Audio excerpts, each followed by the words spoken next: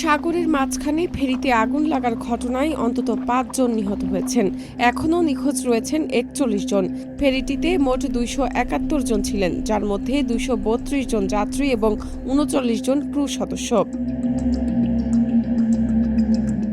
সামাজিক যোগাযোগ মাধ্যমে ছড়িয়ে পড়া ভিডিওতে দেখা যায় ফেরির ওপরের অংশ থেকে দাউ দাউ করে আগুন ও কালো ধোঁয়া বের হচ্ছে। প্রাণ বাঁচাতে অনেক যাত্রী ফেরির সামনের দিকে জড়ো হন, আবার কেউ কেউ সমুদ্রে ঝাঁপ দেন। ইন্দোনেশিয়ার এই ঘটনায় দেশটির সরকারি কর্মকর্তাদের বরাত দিয়ে বিবিসি এসব কথা জানিয়েছে।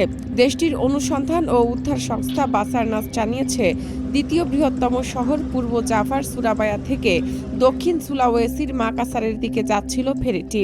মাদুরা দ্বীপের কাছাকাছি পৌঁছালে এতে আগুন লাগে বলে খবর দেন ফেরির ক্যাপ্টেন। এ সময় উদ্ধারকারী জাহাজগুলো এগিয়ে এসে ফেরিতে আটকে পড়া যাত্রীদের সরিয়ে নিতে অভিযান চালায়। কর্তৃপক্ষ জানিয়েছে, ২ আগস্ট স্থানীয় সময় সকাল ৬টা থেকে ৭টার মধ্যে যাত্রা শুরুর কয়েক ঘণ্টা পর আগুনের সূত্রপাত হয়।